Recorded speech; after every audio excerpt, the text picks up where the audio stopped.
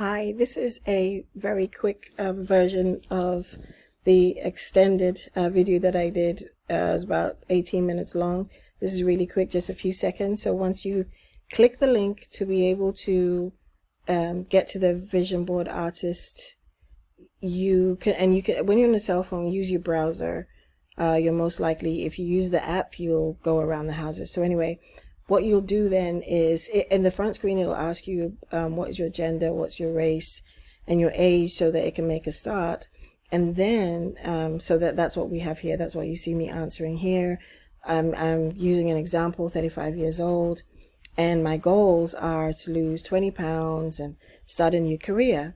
And so the chatbot is very encouraging and wants you to have a picture in your mind of what it is that you want to do, and it takes your goals one at a time, unless you want to do them all and put them all in one image.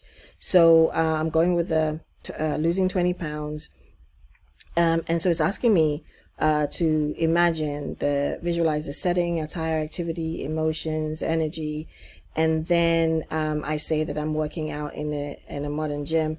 On a treadmill. For some reason I'm standing to the side. And then it moves on to the next goal.